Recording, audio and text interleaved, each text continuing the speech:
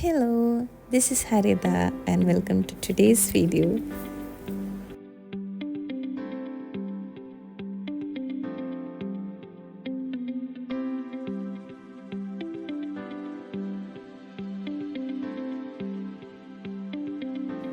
അപ്പോൾ ഇന്ന് നമ്മളൊരു കുക്കിംഗ് വ്ലോഗാണ് കേട്ടോ ചെയ്യുന്നത്.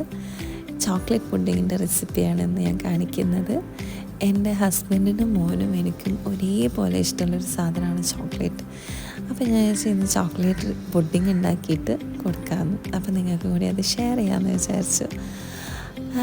ഈ ഒരു റെസിപ്പീൻ്റെ ഇൻഗ്രീഡിയൻസ് ഞാൻ വീഡിയോയിൽ മെൻഷൻ ചെയ്യുന്നുണ്ട് കേട്ടോ, പിന്നെ ഡിസ്ക്രിപ്ഷൻ ബോക്സിലും കൊടുത്തേക്കാം.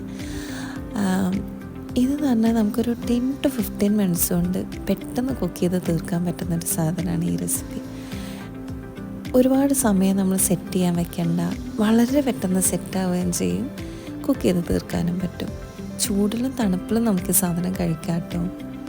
പിന്നെ ഇത് ഉണ്ടാക്കുമ്പോൾ നമ്മളെപ്പോഴും അടി കട്ടിയുള്ള പാത്രം എടുക്കണം, ഇല്ലെങ്കിൽ പെട്ടെന്ന് അടി പിടിച്ച് പോകും. ഇത് നന്നായി ഇളക്കി കൊടുത്തുകൊണ്ടിരിക്കുകയും വേണം ഇത് കുക്ക് ചെയ്ത് തീരുന്ന വരെ.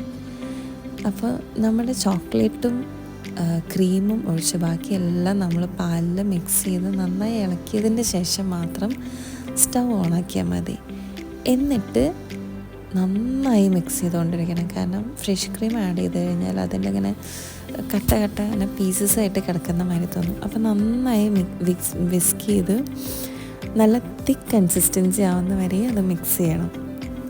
എന്നിട്ട് സ്റ്റവ് ഓഫ് ചെയ്തതിന് ശേഷം ഒരു പാത്രം എടുത്ത് അതിനകത്ത് ബിസ്ക്കറ്റ് പാലിൽ ഡിപ്പ് ചെയ്തിട്ട് ഒരു ലെയർ സെറ്റ് ചെയ്ത് അതിൻ്റെ മുകളിൽ ചോക്ലേറ്റ് ഒഴിച്ച് ഇങ്ങനെ റിപ്പീറ്റ് ചെയ്ത് നമ്മൾ ആ ഒരു പാത്രത്തിൽ ഫുള്ളായിട്ട് സെറ്റ് ചെയ്ത് വെക്കാം. എന്നിട്ട് ഇത് നമുക്ക് ഞാൻ നേരത്തെ പറഞ്ഞ മാതിരി നമുക്ക് ചൂടോടെ വേണമെങ്കിലും, അതല്ല ഇനി തണുത്ത് കഴിക്കാനാണ് ഇഷ്ടമെന്നുണ്ടെങ്കിൽ അങ്ങനെ കഴിക്കാം കേട്ടോ. രണ്ടാണെങ്കിലും നല്ല ടേസ്റ്റാണ്. അപ്പോൾ എല്ലാവരും ഈ റെസിപ്പി എന്തായാലും ട്രൈ ചെയ്ത് നോക്കണം. എല്ലാവർക്കും ഇഷ്ടമാവും, കുട്ടികൾക്കാണെങ്കിലും വലിയവർക്കാണെങ്കിലും ഭയങ്കരമായിട്ട് ഇഷ്ടമാവും കേട്ടോ. അപ്പോൾ എന്തായാലും ട്രൈ ചെയ്ത് നോക്കണം. അപ്പോൾ ഇന്നത്തെ വീഡിയോ നമ്മളിവിടെ വൈൻഡപ്പ് ചെയ്യാണ്. നെക്സ്റ്റ് വീഡിയോയിൽ കാണുന്നവരെ ബൈ.